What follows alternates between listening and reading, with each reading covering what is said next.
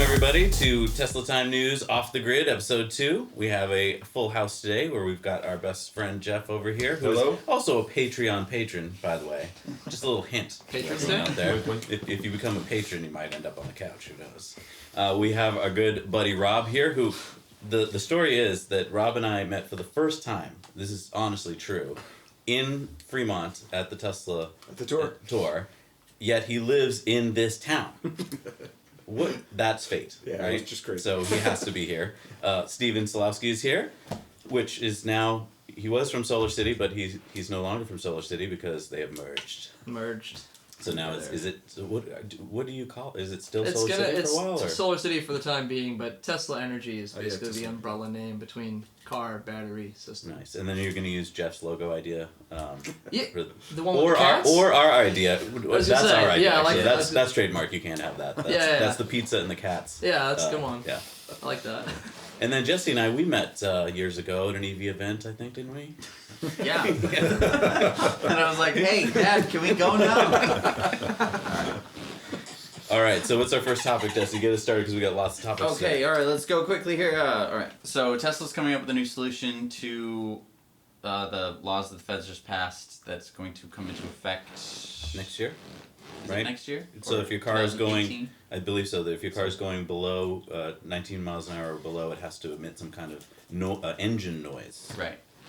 So Tesla's idea is that they will use sort of directional sound, so it's directing it directly at a pedestrian that is, been spotted. So my first question is, does the sound have to mimic an old ICE engine, or can it just be like cowbells? Jetsons. There's actually samples they had up when they were doing the original legislation. There's like 20 different sounds they suggested. So they're all warbly, low frequency noises. But they're sounds that would make you think car? Like, is Maybe. It's just presence. Something is coming. Yeah. Does it need to sound like an engine though? Is my question. Dude. I think ice cream truck was one of the choices. And the kids will just come running after your Tesla all the time. And you're like, no, I don't have any. Yeah. Because if I need to have this in my car, I want to be able to put different sounds on it. Like I would one day want to be like, let's do Jetsons today, and then the next day be like, let's do Kit from Knight Rider. There's a whole business model for that you could start. Yes. Right. But then I might agree to it. But a lot of people have been saying that it has to sound like an engine, otherwise people won't know what it is. And is it just old-fashioned to me, or is this equivalent to saying like your internal combustion engine car should sound like a horse? You need to put clippity-clops on it. We did get some comments from viewers who were saying, like, in the old days, you had to have a flagman walk in front of your car at night with a light, and, like, when cars first came out, people were scared that they would cause accidents, right? So you had to do all these things, and those disappeared. So is this just something that's going to disappear in a few years? Is there any data behind this? They actually did studies of pedestrian? Well, so we heard numbers of about, 2,400 people a year are injured in low speed accidents. Yeah, and how many are wearing earbuds? And how many are EVs? Like, how many of these are just stupid accidents that are going to happen anyway in a parking lot? So the problem I've always had with this legislation is that it makes sense at some level. But from a data perspective, we're regulating and mandating safety equipment on a car that doesn't actually solve a safety problem. Right. In motorcycles, it's loud pipes save lives. So I always blare my music anyways, so that you can't not hear me coming down the road. But at least it's not car farts. It's whatever you're listening to. Yeah, 80s pop music. That's arguably better. And will there be a decibel limit? Can I just blast like 120 decibels in the parking lot of AC/DC, like to let you know I'm coming? So there's a lot of other people who are looking for. They're like, oh, I want a Tesla, but I want it to sound like a real muscle car. Another business. I thought about this business idea like 2 years ago. I want a Ferrari this week, a Lamborghini next week. And, all right. I think that we're gonna look back, and we're gonna see these comments because they're gonna be preserved on YouTube or whatever. We're gonna be looking back at Earth Internet and laughing, because like. We're going to look back and just be like, they were so loud, they were so obnoxious, because, in order to go fast, you needed to be loud to make the... Easy airway for the motor to run, so yeah. Right. And now, you can just blow past a cop going 80 and just be like, Yeah, What's that? That was the funniest thing about his comments. His comments actually, or the comments about this, one of the comments made was that we don't want to noise pollute. So yes, we want to be safe, Right. but we don't want that. We only Right. want to do what we need to do. It was very interesting. One of my first shower thoughts when waiting for the car was actually, where would I put a deer whistle on so that I can make sure that they're okay? Oh. Just, And these are thoughts that come to you in the shower. yeah, like, people have those, when No, you they do. Yeah. private reflection period. Right. It's fair. So I mean, I suppose that is a good point because we have been driving in Sparky and seen deer. We've been seeing way more wild animals. Really? Well, Yeah. population. We came across a hawk that just took off the other day, way closer than it would have ever taken off before. Because it was quiet. And it just must have spotted us or something. Right. But yeah, so I mean, being in a quiet car, you get to see way more wildlife. Right. So that's a good point. You're probably gonna, because you go up north a lot, right? And Yeah. I don't want to hurt the animals. Now, is it a high frequency or something that you can? Yeah, It's they a have whistle. Yeah, it's a whistle that's inaudible to our ears, Okay. but they can hear Oh, it. right. This is like the stuff you put on the edge of the. Yeah, like the dog whistles. Yep. We're coming And up with bugs, so many and good bugs. business ideas for you out there, just so you know. Like, we've had like should- 5 in the first 5 minutes. Hold on, patent pending. Let's handle that right now. We need a lawyer at the end who's just scribbling notes. Yeah. Yeah. So GM has given up. They quit. No, I'm just kidding. They Scaled back. They're scaling back their Bolt launch to basically just California and Oregon, because they're just not ready. Or LG's not ready. credits. Right. Sorry. I think that this is a little. I don't know. So did they say only 2 states, or is it the 10 Z credit states? Well, so I mean, we know that they're selling the Bolts to New York, 50 of those. But I mean, for the most part, yeah, it's basically just California and Oregon. Wow. There'll be, I guess, some very limited sales in some of the other emission states that if there's 17 other states that have signed on for the ZEV credit. So Right. the ZEV credits are they were started by the CARB out in California as a way to incentivize car manufacturers to put out electric vehicles, and now GM is basically using the Bolt as a way to, I think, get their fleet numbers in line, right? Because they still want to sell plenty of trucks and stuff like that. Hold on. High profit cars. Right. So this car is losing the money. Around Yeah, $9,000 there's- per Bolt. It was 8 to 12 was the range I Right. heard. So Yeah. So, and I guess that just shows that they're willing to do this. And probably the reason why they're limiting their numbers is they only want to get whatever numbers they need for the magic formula, right? They're not, whereas Tesla is trying to mass produce and get as many out as possible, it appears that GM just wants to get out the bare minimum. I want to talk about this. So Tesla produces a lot of ZEV credits because they sell the most electric cars and the most electric cars. So they get more EV credits per Tesla because of the range and stuff like that, which I think is smart in terms of how you generate a ZEV credit. A Prius should not be worth the same as a Tesla. It's like the tax credit. Right? Mhm. But Tesla's selling their credits to For tens of millions of dollars. other car manufacturers. So which means that those car manufacturers don't need to produce electric vehicles.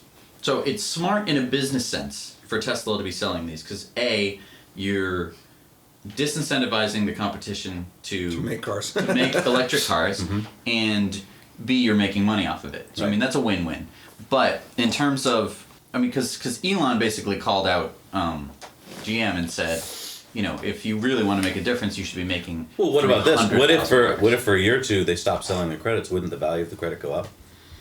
There's also a change in the future coming where the things aren't worth the same, so EV credits will be worth more. You won't be able to do hybrid credits. So there's multiple changes, but the reality is as the market, so as the other manufacturers continue to fail to make cars and Tesla ramps up their production, there's going to come a point where they're going to have to make their own credits. They're going to have to. It won't be profitable. I mean, they won't. Or Tesla will use them for some, or with the new administration, it may go away. So there's multiple things that may happen that may say, look, this is no longer a value to Tesla. Now, do the EV credits, they're coming from CARB, which is a California-based thing, but so the feds have pressure that they can put on CARB to change So stuff? that the reference on that material talks about how it's over different. So there's different years with different weights, and then the hybrid cars and electric cars get different values. So a hybrid car 3 years from now is worth nothing. But the credits are actually, that's why I was asking about the 10 original states. Those credits were in the original states that did the charging incentives like 5 years ago. And each state has its individual setups. I mean, like, naturally, like, it's like SREX, you know, what we have with the solar renewable energy credits or certificates. I mean, this is just following that same format, and it makes sense, because that's what made our movement so strong. So will the value of a credit, I mean, so it's an open market price that GM decides to pay, right? Early adoption fee, I think it'll phase out just like the SREX are. Oh, you know, it's okay. like you'll be incentivized here and now heavily to do so, kind of like SREC 1 versus SREC 2. I see. And then over time, you know, that'll start to, once the market becomes balanced of where it needs to be, they'll phase them out. right. Gotcha. Okay. Makes so more it's, sense. So it's not worth Tesla to hang on to them. It's worth. No. I don't think they can count on it as a revenue stream in the Gotcha. future, right? It is going to change over time. Yeah. Gotcha. And they need the capital now. But Right. I think Chevy's gonna figure out really quick that a lot of people are gonna buy the Bolts because the Model 3's not out, and they're not gonna want to wait that long, so they're gonna. Is this going to be a problem for GM when it finds out that they've actually got demand for the Bolt and they're not producing enough? They're a big enough company; they should be able to ramp up. I think the real discussion that's going to happen shortly is the great. Now I have a American-made 200-mile mini electric car. Where am I going to charge it when I take a road trip? And that's the next challenge that everyone's going to have to deal with because there's only one network right now, and it's Tesla's. So you're either going to have to license it, build your own, or hope that everyone else fills out the rest of the network. Interesting that we saw that in Europe they're starting to, car manufacturers, 5 of them are getting together to build a network, and there's been really no talk of doing that here in the United States. So there are quarters, right? So on the West Coast you have Seattle to, I think it's actually Los Angeles, or it's at least half the West Coast quarter. And then on the East Coast we have 2, so Volkswagen, BMW, and they got together too. I think it's Boston to DC, which is on a CSS network? yeah. So they're basically putting in. If you look at the rest stops now, you'll find CSS and CHAdeMO in a quick charge unit, and that's the East Coast charging pipe or network. Huh.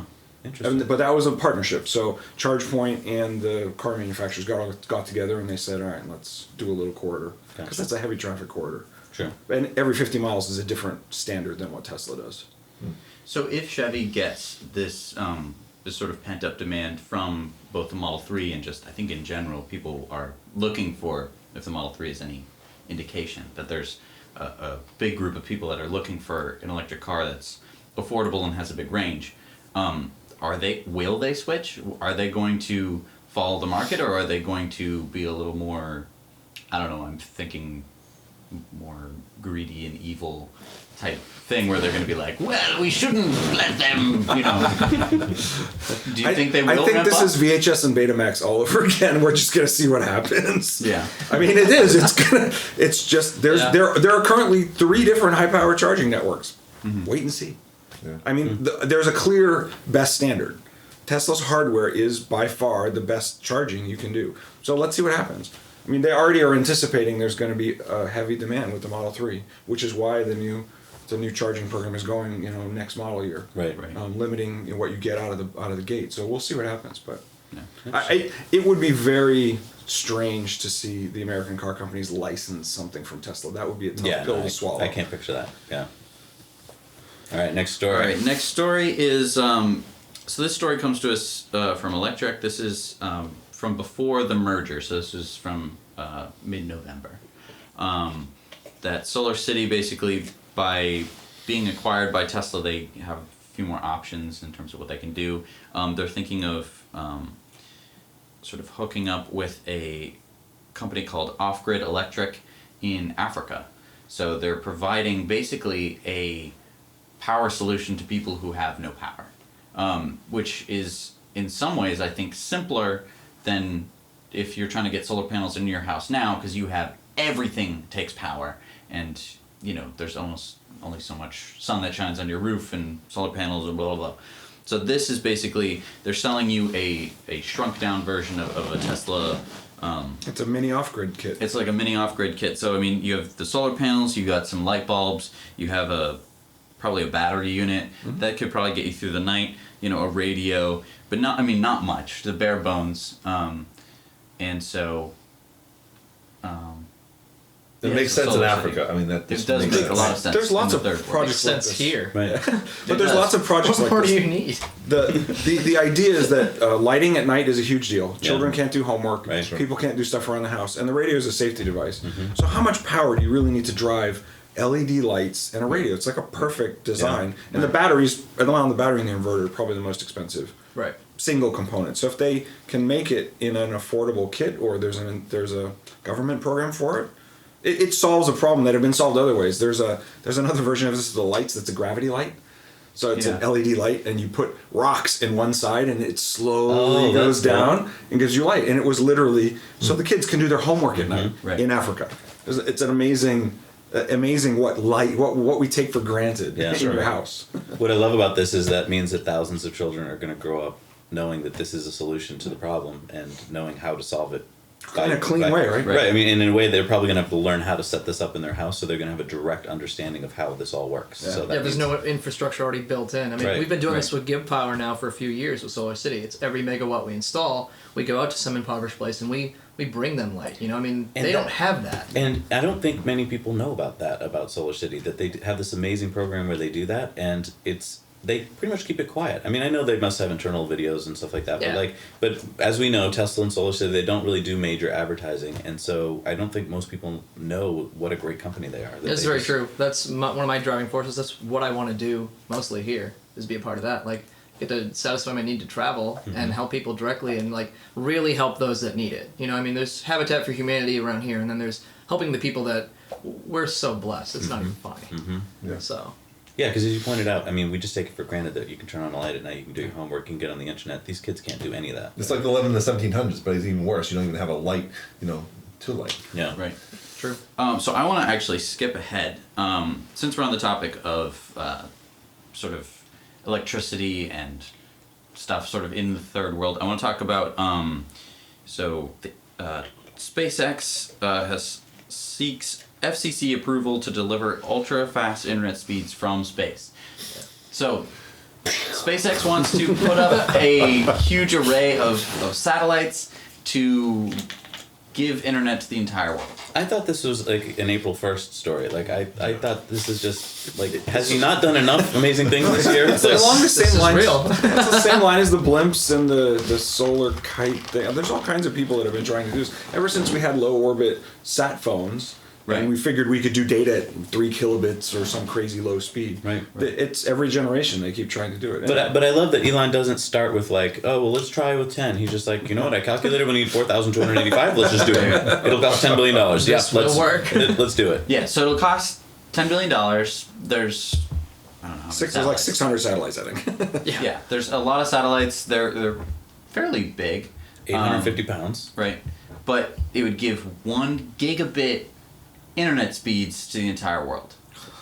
We don't have 1 gigabit here and now. Where can you go? We have a nice router. Right. We have, an internet connection that we pay for. Right. We pay money for it. Right. It's not as fast as what's going to be available everywhere on the planet of the Earth.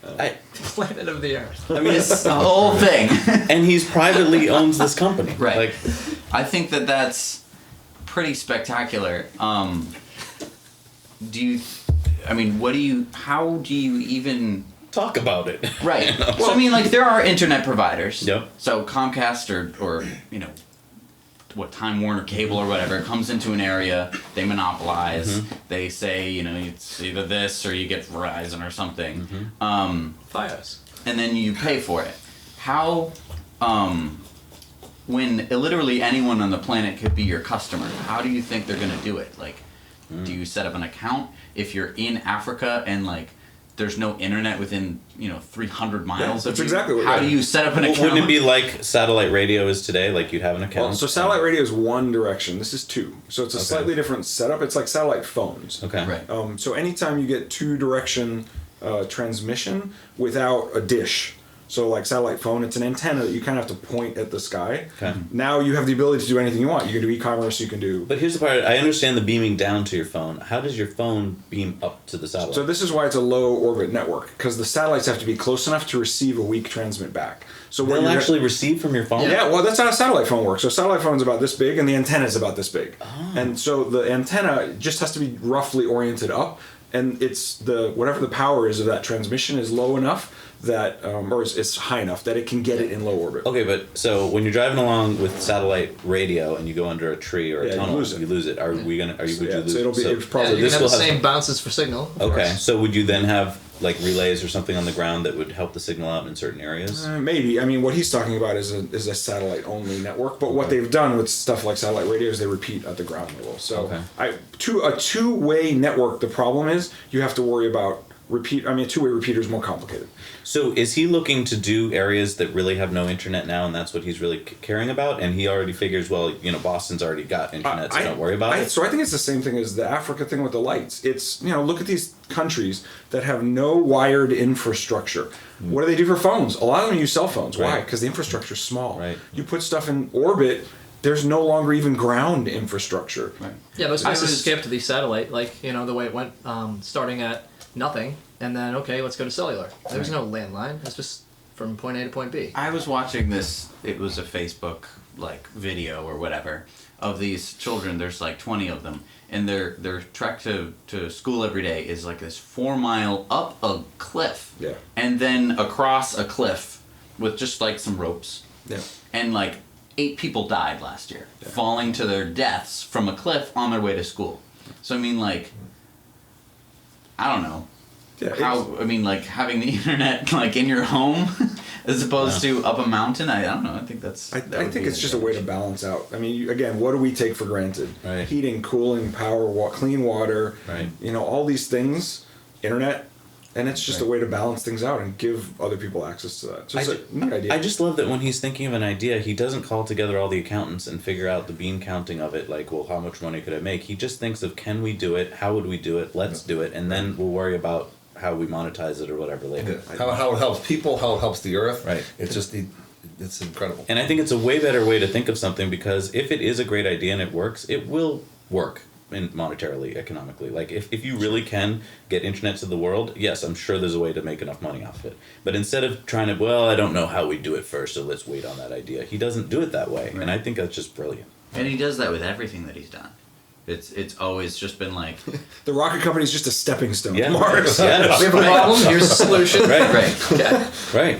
It's inspiring. I mean, because I hope that this inspires generations of people to think in this new way instead of the old-fashioned industrial revolution way of, will my factory make enough money? And I don't know if it is a new way per se, because there was a time in history, or there were many times in history, when sort of the great things got built. The Great Wall of China, the Great Pyramids, railroads, the railroads, all of this stuff that's just you look back on it now and you're just wow. Okay, but in each of those that you mentioned, I think there was a guy fairly evil with the top hat sitting in a room going, how do we make money? Right. How can I want to be buried in a big triangle. Right. Well, how can we keep the hordes out of my country? Right.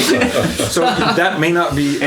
That may not usually was slave labor. Right. Yes, it was. Right. So that may not be obvious, but the reality is it still has to be a business that floats itself. If SpaceX doesn't make money, SpaceX goes away. Right. Yes. No, absolutely. Right. So Elon is just an alien trying to get home. That's all it is. That would be. I like that That theory. would be amazing. That explains a lot of it really would explain a lot. That would be a great Star Trek episode where they just he got lost crap, in the and planet. he just has to teach all these people He's basic. I know all the science. Don't worry, it's Here's gonna work. how the thing works. If you just build it, I'll get home. he takes off. He takes off his Elon suit and he's ET on Right. That's why it's always Mars, not other planets. Yeah. Mars. Yeah. Yeah.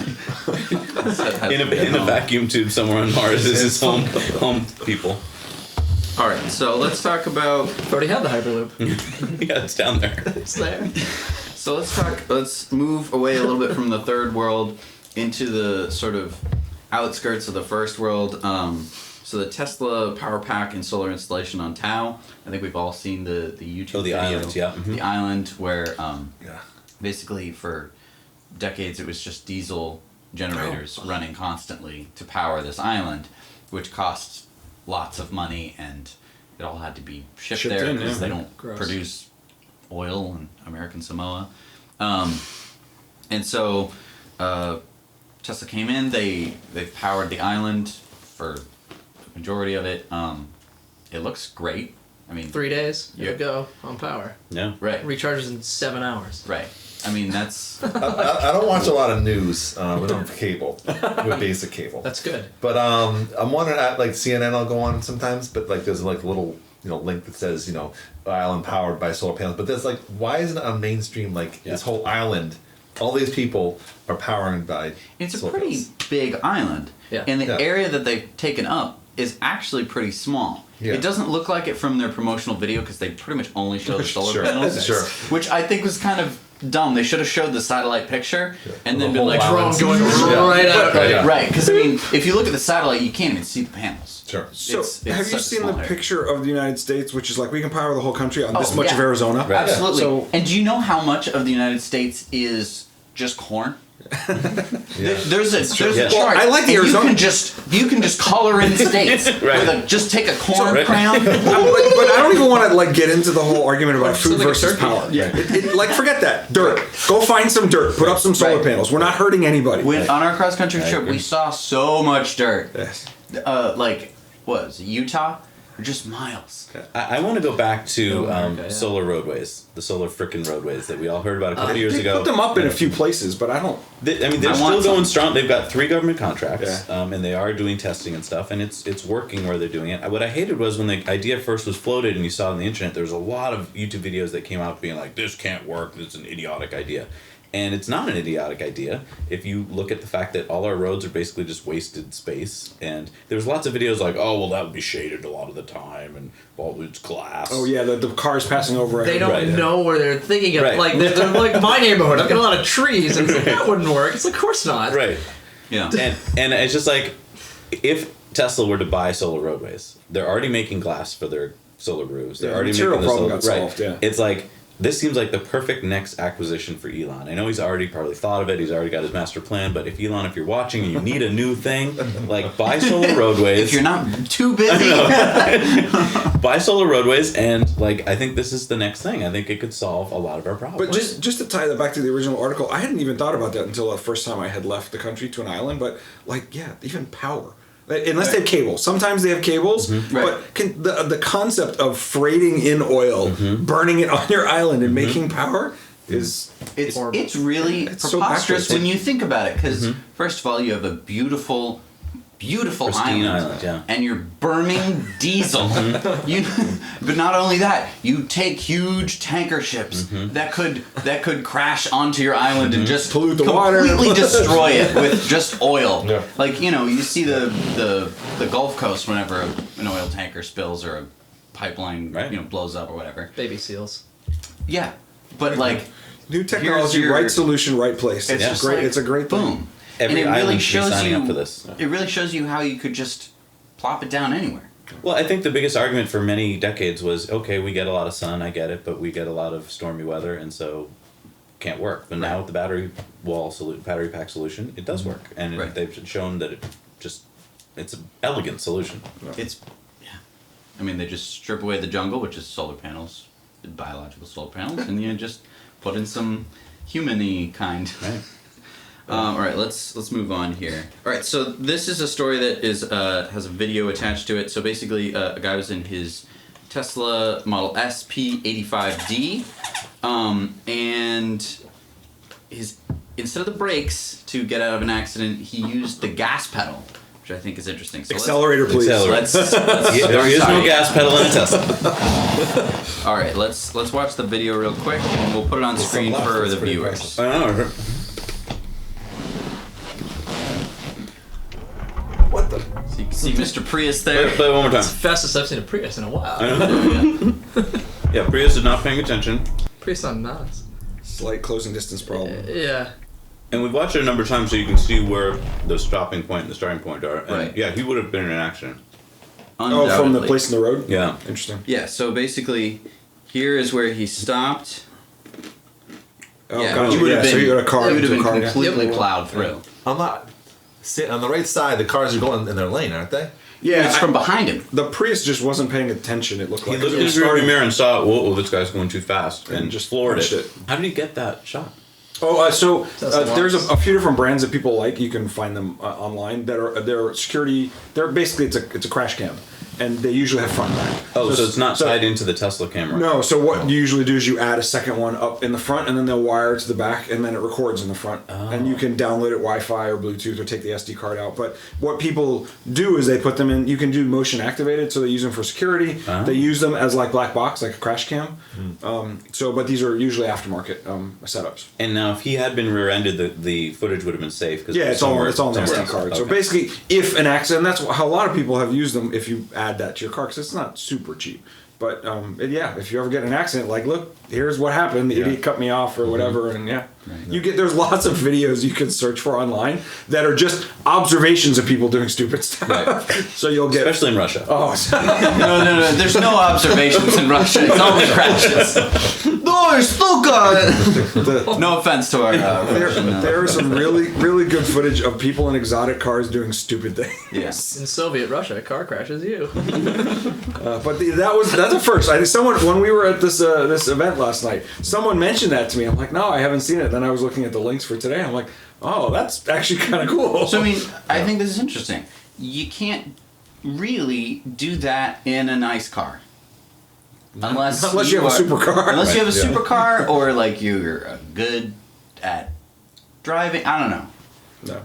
Yeah. And I mean, he was in a unique situation where he had a lot of room in front of him. Normally, you're at a stoplight with some cars in front of you, and you're think about that with autopilot as a safety feature, right? The car can measure most of what he measured visually. Mm-hmm. Right. So the car could theoretically do this for you. Right. Right. Yeah. Or at least minimize the damage. Yes. Keep reduce the impact. Right. Because any movement forward would at least be less, collision. Yeah. But I think probably all of us, without even thinking about it, have done that. Like when you're merging or something, you want to get out of the way. It's just when you're stopped and at risk, you're looking in the mirror a lot. The power of the car gives you a whole new option of safety that you normally don't have, because normally brake is your only option in many situations, and now accelerator is a huge option. Yeah, it's a very interesting idea. I'm sure we'll see more of those videos with people with the especially if they have the rear camera. Yeah, the cameras. Yes. I wish that Tesla would allow you to somehow tie into that rear cam, like and record it or something, because it's there all the time, right? Yeah, it is. I think it's actually, someone had told me it's a standard video format. Mm-hmm. So if you get to the back of your head unit, you could split it. That would be cool. And it's a high def camera, so it's a high def with a fisheye. I think the new app. If you're looking for app ideas, Tesla, yeah. I mean, you haven't had an update in a while, right? Seriously. If you could look at your cameras from your app, that would be really cool. Just to be able to see what's going on, like, I know, now with all the surround cameras, just be like, what's this guy doing? That's true. Oh, he's just checking out the car. Also, an intercom button. Oh my God, so you can make your yes. car talk. Oh my Please. God. Yes. That would be great. Step away from the vehicle. Or, hey, you want to go for a ride? I'll be out in 5 minutes. Speaking of cameras, have you guys seen, you must have seen, but I was at the event last night. They had one of the cars with hardware 2.0, the autopilot 2.0. Oh, yeah. It is a ton of hardware. Really? So the front-facing camera is now 3 cameras. Mm-hmm. Okay. There's 2 on each side. Mm-hmm. It's a bunch. Someone had posted pictures of a Model X before, but they had an S at the showroom. With the cameras. That was 2.0 Model 2.0 hardware. And I thought they were waiting for that until the Model 3, but I guess they've already pushed it. So that's nice. Very exciting. It's a whole bunch of new stuff. Yeah, I mean, and the new computer is 40 times more powerful. Yeah, he was saying that. Yeah. Right. Yeah, it's one of those things. As an owner, you always go, "Oh, if only I waited another 6 months." It's gonna always be like that. Yeah, and there's never gonna be a way forward. No. All right. So this is an AI-related story. So Google's DeepMind AI can lip read TV shows better than pros. Wow. So wait, they have professional people who watch a show and Oh yeah, they type it, right? Closed caption. And basically, this I think learned by watching like thousands of hours of stuff and got better at it. Right.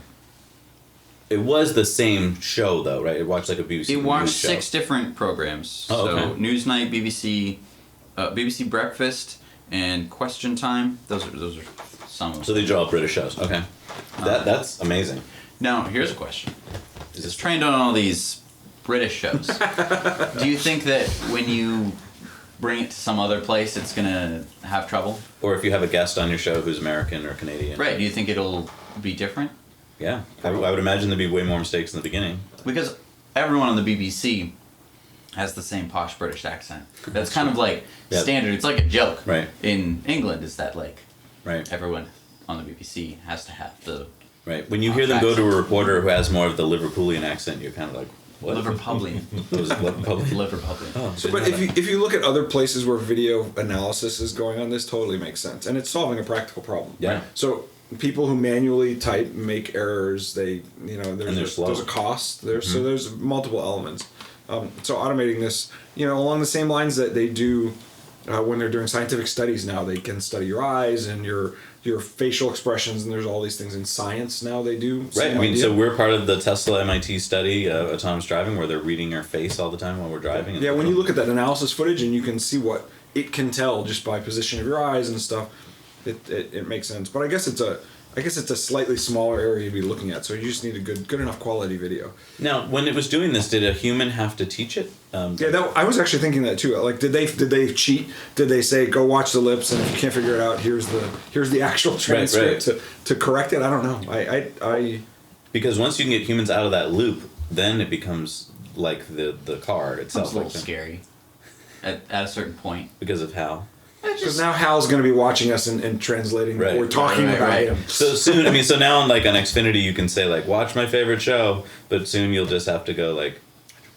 At some point, I think you just think it. I don't know if they're going to go for the lip reading model. People are already paranoid enough about child's toys and these Google and Alexa listening to you all the time. Do you think people are going to start putting cameras all over the house so that they can read your lips? I have been. So there are cameras all in our computers now, That's all true. the time in our phones. I've been watching. I think it's called the Internet of Shit. It's basically it's I think it's a Reddit or something. Hand, Jesse. One of my friends. Basically, there's the Internet of Things, which is like everything should have internet. Be connected to the internet, so it can do all sorts of things for you. But this is sort of like the bad happens when you do that. This guy came home after like a road trip or something, and he's walking in his house, and his neighbor walks out of his house, and he's like, "What? How did you get in?" And his neighbor went. He went, Siri, open the front door. He was borrowing a cup of sugar or something. Because but anyway.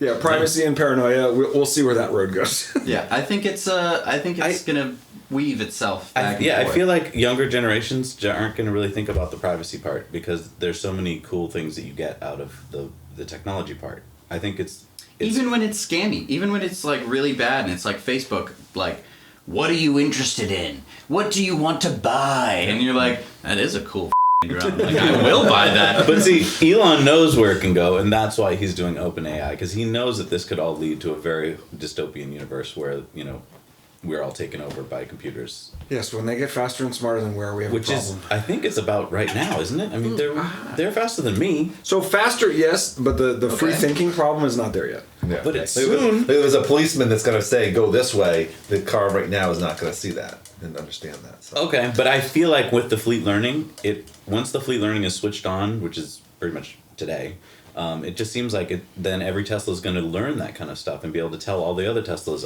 when the policeman does this is what you do. Like, although sometimes I can't tell. Sometimes they're just like, I can't tell. No, I know. Sometimes it's too hard to call. Sometimes they do like this, and I'm like, is that a stop? Am I going? So the best I want to strategy. get the Dunkin' Donuts. The best strategy for dealing with AI takeover is having an exit strategy. Mine is alien abduction. I'm just going to call for an alien abduction. Stick out your thumb. Call Musk. So 37th parallel, just hang out there for a while. Okay. So there's this pie chart that's come out.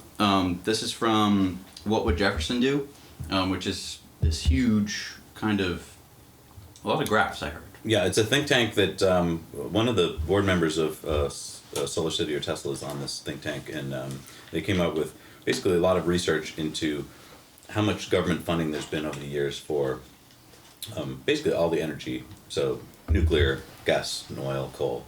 And because we're hearing a lot lately about how the fact that the government is subsidizing renewable energy, we should stop that.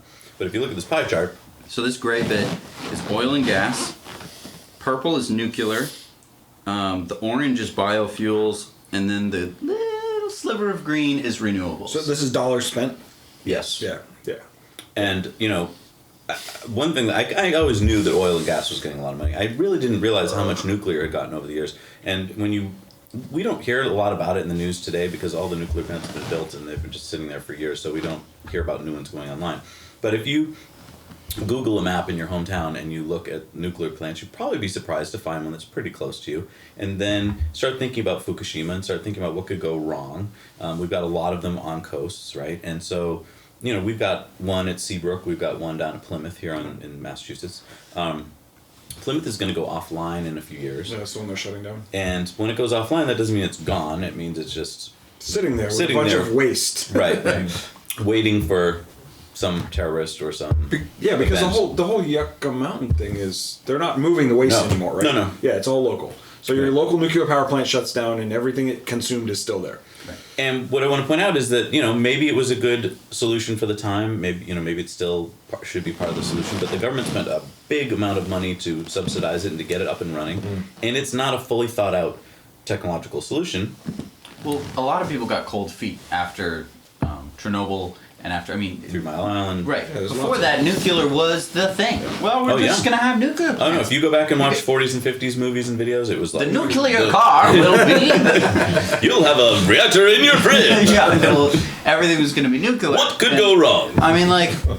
So what's interesting about this graph, though, that people should consider is that industries that are current industries that are complaining we subsidized alternative fuels, including modern versions of nuclear, have been getting money for their own stuff. So it just and they're fighting over this little sliver of the pie. Like, instead of going, great guys, keep getting your little subsidy, we want to get ours, they're fighting the fact that there's a tiny amount of money going. So it's a classic entrenched industry trying to prevent industries that are going to take over their market. And they've got a huge group now, and groups that are trying to give this the Facebook facts out there to mislead the American public into thinking that this is something we should be doing. And the trouble is, the next 4 years at least, there's probably going to be a lot of traction on that front because there's a huge segment of the population that seems to want to believe that the government is spending money on the wrong things. Let's hope the fake news filtering technology that everyone has been talking about for the last couple of months and been working on for longer gets off the ground quick. Because what do we need to do that though? Do we need? Don't you need humans for that? No, I know what you need to do. You need to do counter fake news. It's also fake news, but it's in the opposite direction, so it just balances out. So as absurdly opposite as possible. Right, it's balancing out your Facebook feed. You say, oh, I should support coal, and then, oh wow, solar can power the whole world. It's just true. I was watching on Vice News, and Vice News Tonight had one of the fake news guys, and he basically learned a few years ago what works, what sells. So he's been sitting there writing fake news, and it was largely what he found sold the best for him and made the most money was the stuff that was pro-Trump, but he's not pro-Trump, and yet he was surprised to see that it got as much traction as it did, and that it got it repeated and retweeted as much as it did, because they were just outlandish stories.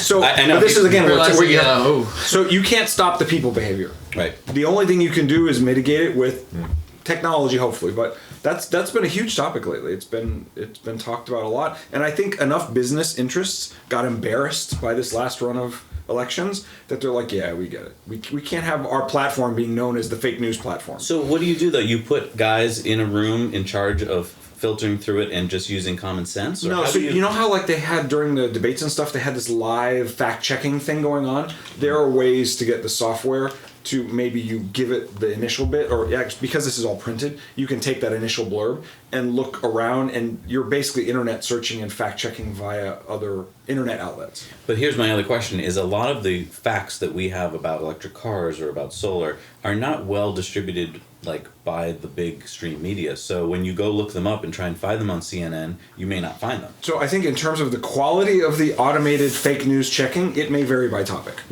So in an election sense, right, with the election news, there was enough real news floating around that they can offset and fact check with automation. But yeah, when it comes to like this, I want to fact check whether the oil industry got 50% of the money for the last 20 years. Yeah, you may not be able to do that in an automated fashion. What I want to know is during the election, there's a lot of talk about coal jobs and they're disappearing, and I'm going to bring coal back.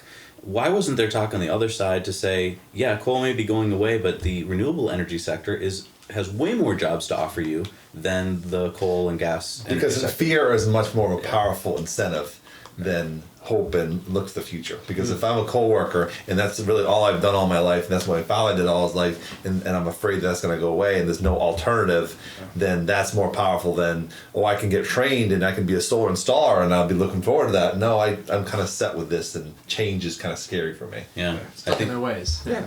Change. That it all comes back to that. Yeah, humans are not very good at change. Some We do a lot of it though. We do. We Do a lot more than we like have a built-in thing though wolves that do. says like I don't want to get off the couch. When we get off the couch, we're usually pretty good at it, but getting off the couch is hard. Yeah. It's a strange thing to have that discussion with people though, because I've never understood it. I've always been a technology person. I've always been in electronics and software and computers, so I'm used to things changing every 6 months. It's the way 25, 30 years of my life have been. So when people go, why should if I buy the car, it might be different in 6 months. Like, yeah, that's the way everything is. But didn't you want to learn like C and not have C change? Like, you know, I just expect it. So that's the different thing is that I expect everything to change. Yeah. So whenever somebody says that to me, I'm like, that's not normal. We But it's do- only not normal to me. we don't seem to teach that in school though, do we? We seem to teach No, that like we- this is yeah. a fact and this is the way it always has been and always will Pluto's be. a planet, Right. so then that's what you learn. Right, and then when it becomes not a planet, it's years of how are we gonna do this? Like, It's very interesting. That's never resonated with me. yeah, that's interesting point. Yeah, All right. be So prepared for change, everyone. so India has unveiled the world's largest solar plant. That was so exciting because So- I had heard nothing about it until a viewer let us know about it. Right. So one of our Indian viewers was like, "Hey, why haven't you covered this?" And we're like, "Oh, sorry about that." Like, What? didn't There's see a that country on called India. CNN. just to be clear, this is a PV plant, right? Yes. Yes. So this Okay. is photovoltaic. So Photovoltaic. this is a huge array of solar panels. They also there was a friend in the U.S. in Arizona. There was for years they were building that reflective one Right. where they do it with steam, Right. which was a massive experiment. And Yeah, near Vegas, they had that's been those online for a windows. while. So, but this to have a PV installation this big is huge. Right. So it has basically taken the spot of biggest PV solar plant from the Topaz Solar Farm in California. That one produced 550 megawatts. This new one in India is going to be producing 648 megawatts. Wow. Now, my big question about this plant is, I don't think there's a battery component to it. I could be wrong, but I didn't see anything about it on the National Geographic special that I watched. So I'm assuming it just produces power all day onto the grid, and then at night it's not. It's off. If in India the power walls took off where, individuals would put them into their home, could they then power up during the day, store that power during the night, and have power during the night? Like, So instead of having it be on the grid, so to speak, you have all these off-grid. Like you're not generating any power, but you're charging up your battery during the day, and then at night the grid shuts off, and then it's So there are definitely systems that do that. There are peak offset systems that Right. charge from any source. I don't know if that's the Case Solar here, City, yeah. the Solar City model, or what, but there are massive commercial installations, and Tesla Energy I think has them as well that are designed to literally shift power. So during the day when it's air conditioning in the city and power costs for commercial like 3x what it costs at night, Right. they just charge the batteries at night and then they offset it during the day with the batteries. And that's just a moneymaker? No, so it's actually it pays for itself and then you save money. So the idea is that if you spend 40 cents a kilowatt during the day for air conditioning, but at night when no one's at the office, it's 8 cents a kilowatt. You charge these batteries at night for 8 cents a kilowatt, and then during the day, when you need all that air conditioning, you feed it from the batteries But wait, But what how are if you I- charging at night though? off the grid. Off the grid. It's Hey, that's the name of the show. literally just off the grid's power producing grid. more power than you. Wait. What if I built a huge, let's say I have a gigawatt hour Battery storage pack or battery something, yeah. pack. I charge it up at night. Yep. And then I sell it back to the Well, grid that's during the day. happening- That's Am I different. making money? Well, right here, That's different. right here in Massachusetts, there's actually about I think 90 miles from here is a large hydroelectric pump that pumps water up into a reservoir during off-peak times, and then they wait for the grid to tell them. They actually have an old phone, and they pick it up and like, oh, okay, we're going online. About 10 minutes later, they're online. They dump all the water, and for 8 hours they can be producing tons and tons of Very power. And so that's a battery, basically. So the reason you don't make money on that is because it's only for commercial. So commercial people generally are the only ones that get charged 2 or 3 different rates. So your home rate is not like that. Okay. Some states has it, Right. but it's mostly a commercial thing. And B, I'm sure. So the other problem with making money off of it is that a lot of places you can't sell your energy back to the grid. Right. So there's this whole not at a 1-to-1 retail rate. Yeah. Oh, okay. So they may buy it back, but they probably buy it back at the same rate that they're charging. So that's not a business idea, Yeah. probably. All right, well, Scrap maybe that we one. won't patent that yet. We should patent it just to be safe, though. We'll call it Jeff Energy. Since we have the patent attorney in house today. So Nikola Motors unveils its plans to revolutionize trucking. So they're going to have this like Uber-like service to transport cargo using hybrid fuel cell battery trucks. Yeah, I was asking Jesse about this earlier. My favorite, hydrogen fuel. Yeah, I didn't know why it couldn't just be a battery truck. right. It I think probably range is 1. could be. It's, right, 200 miles is pretty much the max you can get at the right. moment. No, well, so it has a crazy. How many kilowatt hours on it? Like 300 kilowatt Yeah, hours. 300 kilowatt hours. Yeah, so, and but then- even that's not enough to get a 1,200 mile range, which is where Right. the fuel cell comes. So they have a 1,200 mile range. What do regular trucks have? So those fuel tanks on the trucks are anywhere to like 50 to 80 gallons of Yeah. diesel on each side, and I think it's over 1,000 miles of range. Wow. They go a long way. Okay, so I haven't driven one recently. So that's interesting. So I mean, I didn't quite Yeah, know so that. they were definitely trying to 1-to-1 match a real world. So this is a big rig. It's a non-gas. But to make this whole thing work, if we show the map here, so basically they not only had to invent the truck, which they now have, and I guess it's actually what they call a real, like it's... Yeah, I think it's a prototype. Yeah, it's it's a pretty- prototype. Right, but it So actually... it looks like this. Yeah. Right, and it actually runs, it works, it's not just a fake... Yeah, it's not a show. But they're going to have to also This build is out their- this network. Yeah. Of And hydrogen fuel. and those, they claim, would go online at the beginning of 2019. But they'd have to... Late 2019. Late 2019.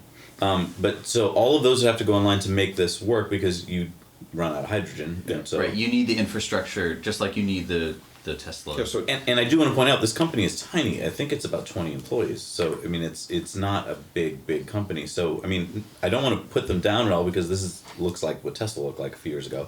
But they would need a lot of capital to build out that network. Right. the discussion I think is around partners, and so it's basically fleet relationships.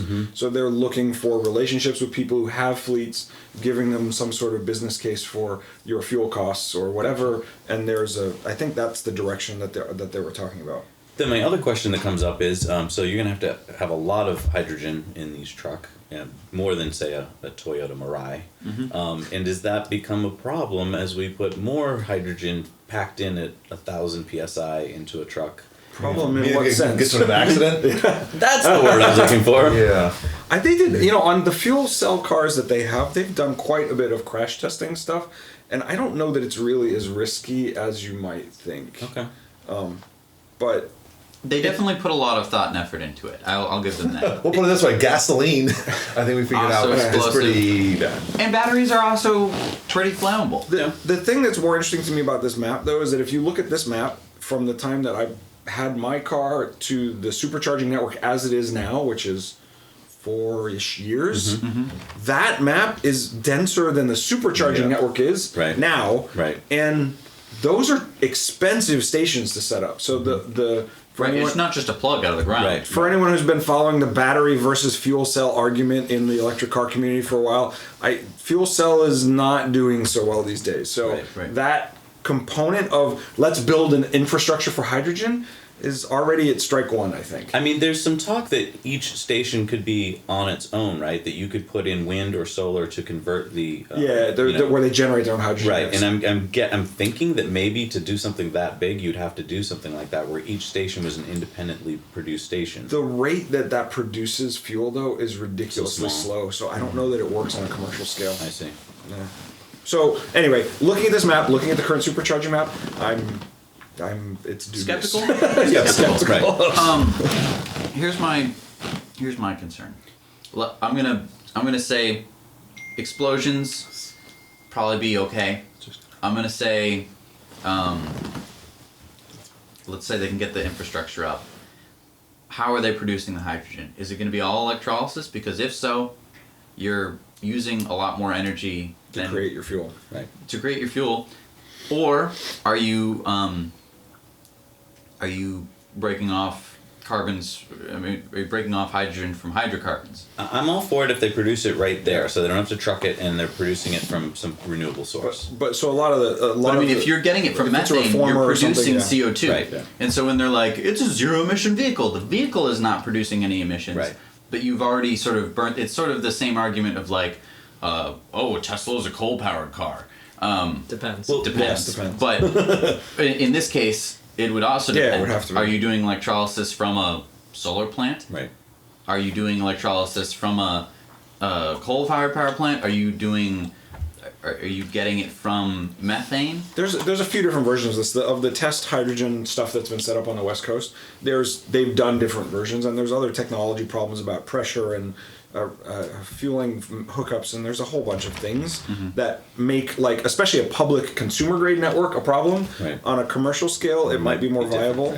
Right. Just the map just seals it for me. My other question is, if Tesla is indeed going to go to a semi-tractor trailer truck, which it seems like there's been some hints that they might do, would they have to be going towards a hydrogen cell, or could they somehow do it with battery technology? Philosophically, I don't think they would.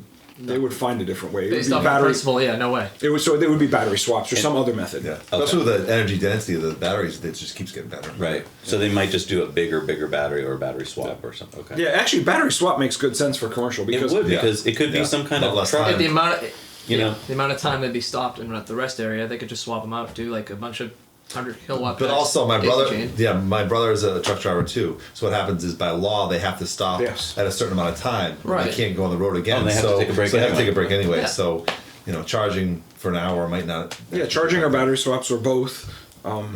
It just both to complete the mission in the same amount of time that you would the regular vehicle would really make it ideal.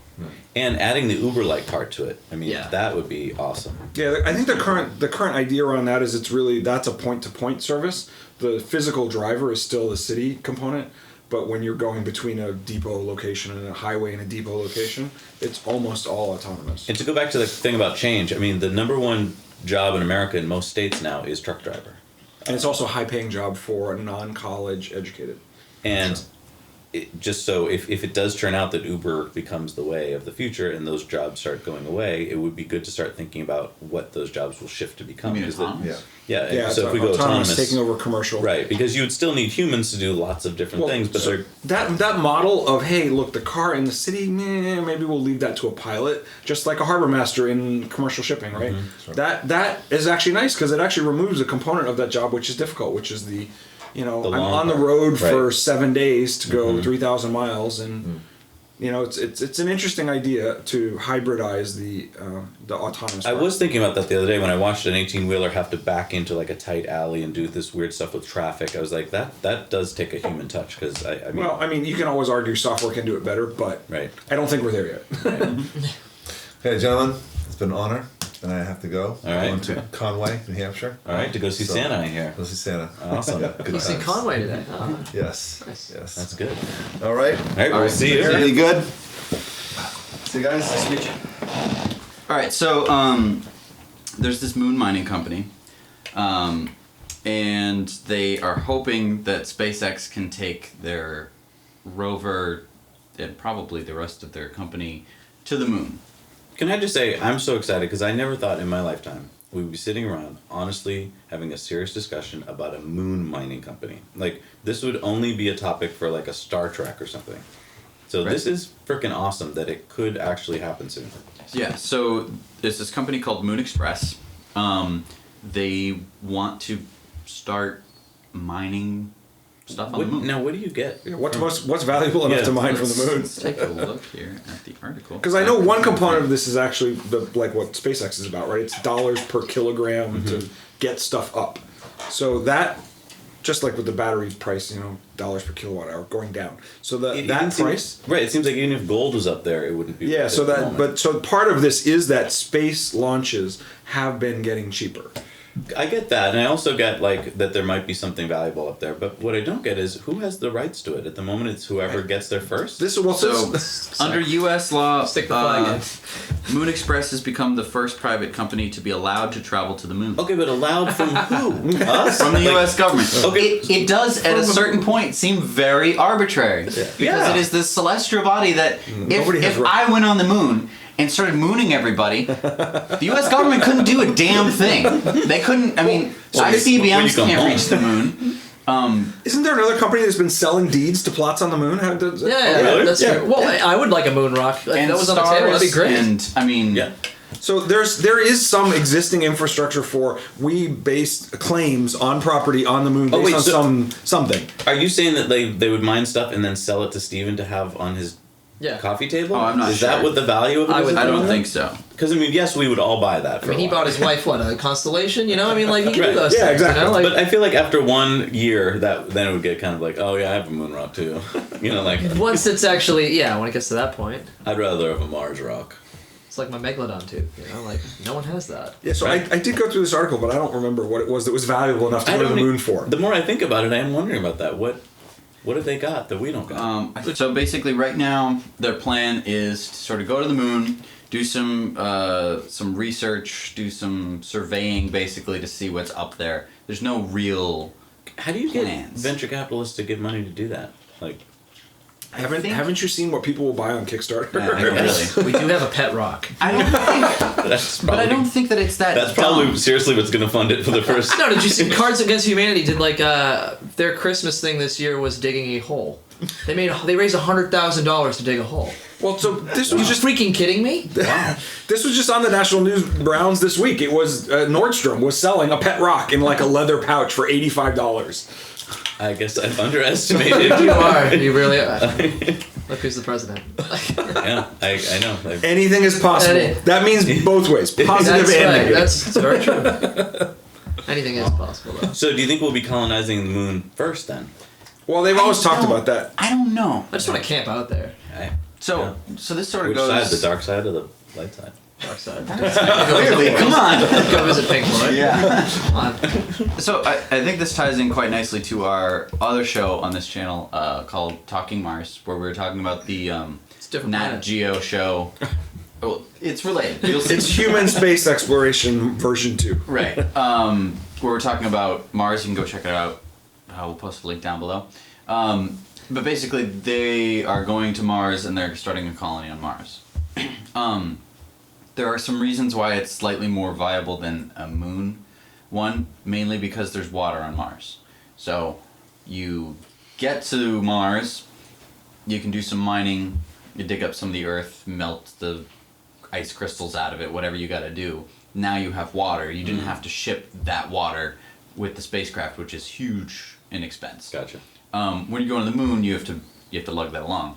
But I mean, I suppose if you are transporting valuable moon rocks or gold or some kind of, isotopes or something back to Earth, and you're making. They're not that talking money about back. people. They're talking about automated, right?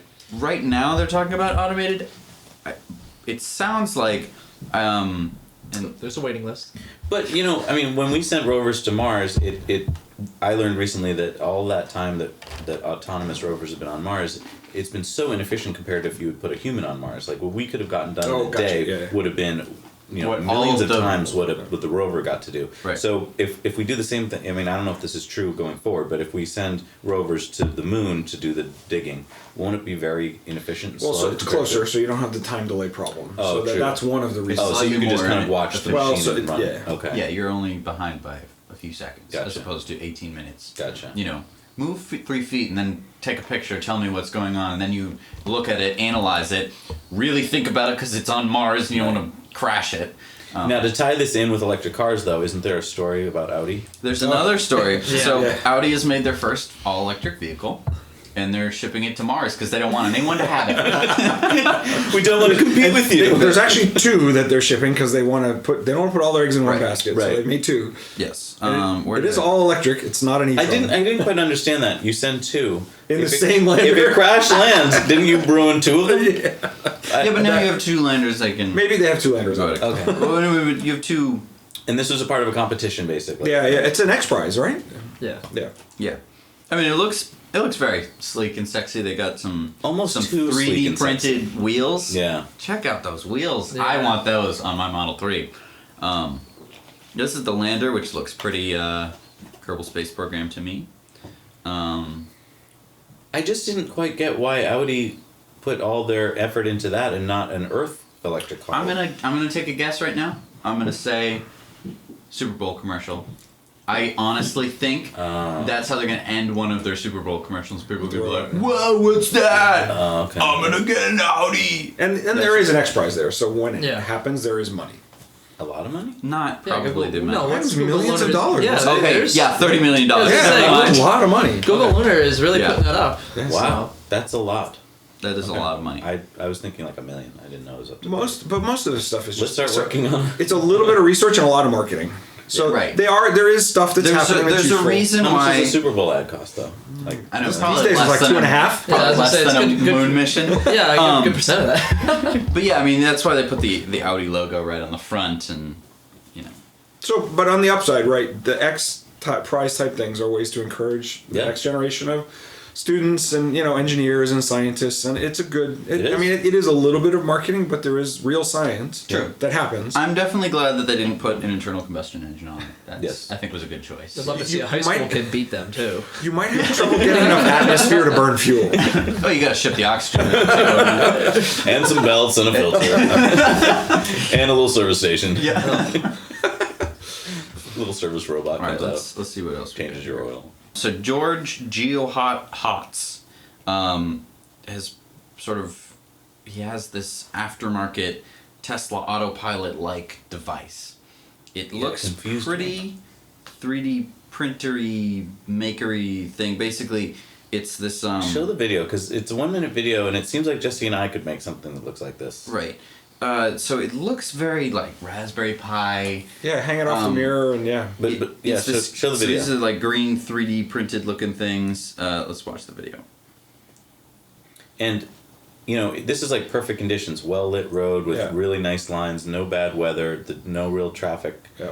and I don't. And quite, I don't even know if it's driving. Like he's not showing the steering wheel with no hands on But what I it. don't understand is aftermarket. This means you could buy like a Leaf and then plug this in somehow. So there's Yeah, that's there's what I want to know too. there's other people that have done this. There was a company that actually had them on the road that were specifically for Audis, and the reason it was Audis is because I guess the retrofit was easy enough. So there is really no such thing as an aftermarket autopilot system. Okay. For a few basic reasons: A, you need a motor to drive the steering wheel.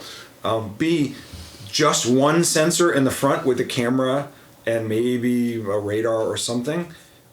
There's not enough safety in that system. Right, because didn't he basically have to stop when the NHTSA said, "Tell us a bit more about this"? And then he What was did like, you have on our I will pull public this off roads?" the market." Right. Right. Like, oh, I forgot I had to get a regulatory approval. Yeah, so I mean, it's an interesting idea. I think he should just sell it as a Star Wars device. Like, make that look like you're about to attack the Death Star, and every day you would want to go to It work. does have that look, exactly doesn't what it? it But it would be Yeah. great if it's just like, stay on target. Yeah. Stay on target. Yeah. Yeah, so the challenge with doing any of this aftermarket is that really to have a safe system and to have an efficient system, you need sensors around the car. So it's never going to be like your GPS where you just throw it up on the dashboard Right. and go. There's going to be these And extra it- things. and I Well, think it's you only need the fleet learning. autopilot. It's not autonomous. You know? Right. Like it's good. Yeah, it'll help. Right. Absolutely, it's another set of eyes. Late night driving, road tripping across the country, but Right. it's not what you'd want to rely on completely. Yeah. Right. This is interesting. So it's basically there's a story, but the important thing is this chart. Okay. And it's the cost lead of Tesla's batteries. Electric vehicles in the modern sense are only really viable because of the cost of storing the energy in the battery. Okay. What this article is discussing is that there's different ways people have decided to store energy. You have a battery in your old ICE car. You have lots of ways you can store energy. Even large format, so lithium. So the biggest change is lithium batteries are a new chemistry for storing batteries.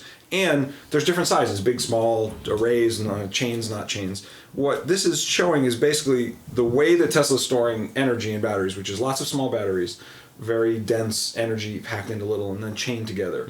From a cost perspective, leads all the other ways that you can put energy into a lithium battery, whether it's your laptop, your phone, your car, your house. Interesting. In dollars per kilowatt hour, which is the way they measure. I was surprised the other day to find out the Chevy Bolt doesn't do it the same way as Tesla. I thought None of the other cars. One of the other. I thought that since Tesla opened up their patents, that everyone would be like, "Ooh, let's see how they did it, and let's just copy them." Instead, I found out the Bolt is like you're saying, it's not little cells; it's large. packs. So basically, there's only two ways they do cars right now: large format, which is like a car or motorcycle battery, but Why? Because it's in a lot of cases it's simply because it's safer.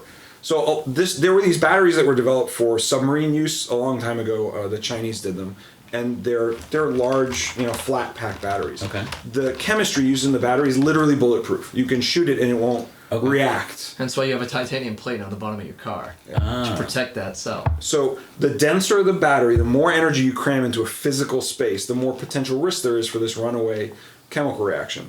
But it also makes it cheaper to store the energy. So the other part of this, again, that goes back to my computer thing I was saying earlier, is that commodity always makes sense. It makes any sense from a cost perspective to make batteries that you're going to stick in a device that only that device is going to use. Like a submarine or like anything. Mm-hmm. So the batteries that Tesla is using is in all these things that you buy off the shelf that people don't even think about. You buy a cordless drill, same cell. So this chart makes sense if you kind of look at the commodity nature of small form factor, high density energy cells. So funny that I'm only seeing charts like this now. That for years I was hearing this could never make sense. Batteries can't ever be cost effective. That's the whole point. I mean, Tesla took that on. I mean, it was material sourcing. The competitive advantage that we have as a company. I mean, there's no groundbreaking science to it. Nickel, cobalt, and aluminum. 80%, 15%, 5%, and then a little bit of lithium. Very small. That's another point. Why does everyone only talk about the lithium? We're going to run out of lithium. There's not enough lithium. It's the chemistry that ties all the batteries together. Right. I totally get it, but you're right. It's only 3% of the battery. And not even. Like less like 2%. Wow. And it's like 80%. It's like nickel. That's 80% of the battery. Then you have your cobalt, 15%. Then you have your aluminum at 5%. It's like Tesla has sourced these materials direct. Just like they do direct selling. Their business model is just far superior. It's light years ahead of anything that anyone's doing. And they have lots of people buying the product. Mm-hmm. So if they don't sell an extra 100,000 cars the first year, they can sell them to other people. Right. So your market is much more viable than these limited use form factors. Wow. Exactly. So you can decide safety and lower energy density, which is what a lot of people do. People convert cars, do that.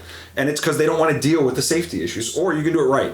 So all these companies like BMW and Nissan that are building electric cars, are they still going to be doing the same battery technology that they're doing today, or are they getting it now and seeing charts like this and going, we should shift? No, so they're taking their existing batteries and just trying to cram more energy in them. So they're still doing large format cells. Wow. There's a simple reason for this. So the biggest difference between the Tesla packs and everyone else's packs is Tesla is a sole. So they're an entire food chain. If there's a problem with a battery, they don't send it to a vendor to fix that. Guy in the shop doesn't generally fix it. Tesla will fix it at a corporate level. BMW, if a battery pack is a problem, they don't want you to ship the battery back to California or to corporate. They want the dealer to service it because that's the model. So the design for the entire car is service as much as possible at the dealer. Interesting. That is so interesting. Wow. So, and all the cars have this, I mean, not all of them, but that's part of the philosophy. So they worked themselves into this outdated model, and now they're stuck with it. Mm-hmm. They can't backpedal out of it as quick as Tesla's been able and that to makes go. huge sense, because I was thinking about that. If you're a BMW dealer, you don't want them to shift to a Tesla model because now you're obsolete. So all of that service revenue goes away, which is a really big risk. And I think that's a huge point. Is that when you buy a car, it's kind of like buying an inkjet printer. They're selling you the car cheap, and they're making the money on the ink.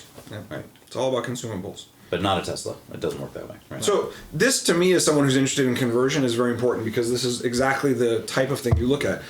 It's more complicated to make a Tesla battery, but it's denser and cheaper per kilowatt hour. Right. So this data is what drives the entire industry right now. How far can the car go? How much energy can you store? How much space does it take? How heavy is it? And it's going to continue to drive it. And it's nice to see Tesla's like on the leading edge because you can only get better from there. Right, and the fact that they're making better cells. They have the 2170 cell, which is a new cell they developed. It's 30% more dense. I mean, that's just. So what do you do if I am Ford and I realize that I'm in this losing game, I can either keep fighting it. No, but I mean, yeah, you can either. No, so they made. You evolve. So the Bolt is a 200-mile car, right? Yeah, true. And they figured out a way to do it with a different standard. But the cost, they're losing money on the car, right? Well, and that's what it is. When you look at the battery component of the car and how the cost is, how much you get for it, and all those other factors, you're still on the same chart. But you're still less efficient. By the time Model 3 ramps up where it needs to be, what will have cost for the battery per kilowatt? There isn't anybody that's going to even be able to touch it. Exactly. Right. But I mean, so are they having meetings where they're talking about like how they will be able to charge their customers to charge, or how they'll be able to sell them upgraded parts for their cars? If they're not, they should be.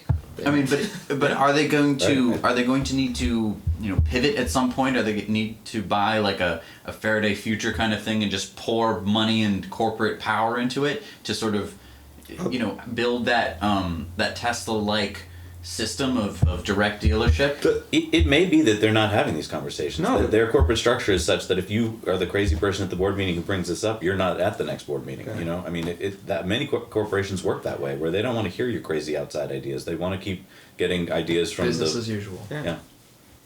Yeah, because it requires a lot of change. I mean, to build a charging network, to make the battery efficient, to build a platform. And again, other people are going in the right direction, right?